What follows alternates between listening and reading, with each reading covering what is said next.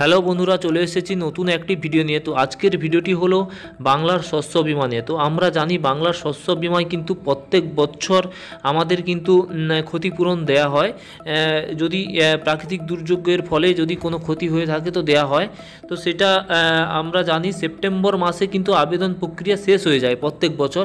তো এবছর যেহেতু প্রাকৃতিক দুর্যোগ দুবার ধরে হলো, একবার প্রথমে হলো বন্যা হয়ে গেছিলো, তারপরে কিন্তু আবার দানার যে ঝড় হয়েছিল তার জন্য কিন্তু দুবার আমাদের ফসলের অনেক ক্ষতি হয়েছে। তাই আমাদের রাজ্য সরকার কিন্তু আবারও সেটা সেপ্টেম্বর অবধি শস্য বিমার জন্য ফর্ম জমা দিত, কিন্তু যেহেতু অনেক ফসল নষ্ট হয়েছে তাই কিন্তু আবার নভেম্বর পর্যন্ত কিন্তু জমা নিচ্ছে। জমা দেওয়ার প্রক্রিয়া হলো আমাদের যে বিডিও অফিস রয়েছে সেখানে কিন্তু কৃষি দপ্তর রয়েছে, সেখানে আমরা ফর্ম জমা দিতে পারি। তো এটা এই নভেম্বরের 30 তারিখ অবধি রয়েছে। তো আপনারা চাইলে এখনও 1-2 দিন সময় রয়েছে, তো আপনারা চাইলে জমা দিতে পারেন। তো আমাদের যেটা বলবো, এই টাকাটা কিন্তু মুখ্যমন্ত্রী ঘোষণা করে দিয়েছেন যে ডিসেম্বর থেকে কিন্তু টাকা দেওয়া শুরু হবে।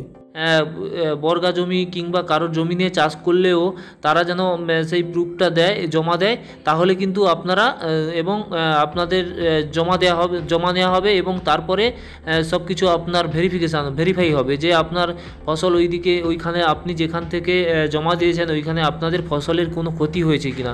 যদি ক্ষতি হয় এবং ক্ষতি হয়ে থাকে আপনাদের কিন্তু সবার পয়সা দিয়ে দেওয়া হবে। এবং সেটা কিন্তু আমাদের মুখ্যমন্ত্রী ঘোষণা করে দিয়েছে যে এই টাকা ডিসেম্বরের মধ্যে দেওয়া স্টার্ট হয়ে যাবে এবং দিয়ে দেবে। তো আপনাদের অ্যাকাউন্টে কিন্তু সবার যে যার যেই রকম জায়গার পরিমাণ ফসল ফলেছিলে মানে চাষ করেছিলে সেই রকমভাবে কিন্তু আপনাদের আলাদা আলাদা টাকা ঢুকবে। তো কারোর বেশি হতে পারে, কারোর কম হতে পারে, যে যেই রকম চাষবাস করেছিল এবং যার যেই রকম ক্ষতি হয়েছে। তো আপনারা চাইলে এখনও কিন্তু জমা দিতে পারেন এবং এই ফসলের ক্ষতিপূরণ বাবদ কিন্তু একটা যে অ্যামাউন্টটা রয়েছে সেটা কিন্তু খুব বড় অ্যামাউন্ট, 3,221 কোটি টাকা মতন হয়েছে যেটা বলেছে। তো আমাদের এরপরে কিন্তু টাকা দিয়ে দেওয়া হবে। তো এই টাকাটা যে দেয়া হবে আমাদের কিন্তু বন্যার সময় এবং যে দানা ঝড় হয়েছিল তার সময় কিন্তু অনেক ফসলের ক্ষতি হয়ে গেছে।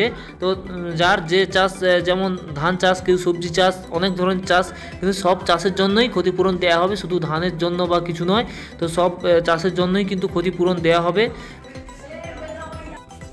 কিন্তু এই টাকাটা যে আপনাদেরকে দেয়া হবে বাজাজ আলিয়ান যে ফাইন্যান্স রয়েছে ওইখান থেকে কিন্তু আপনাদের অ্যাকাউন্টে সরাসরি টাকা চলে যাবে।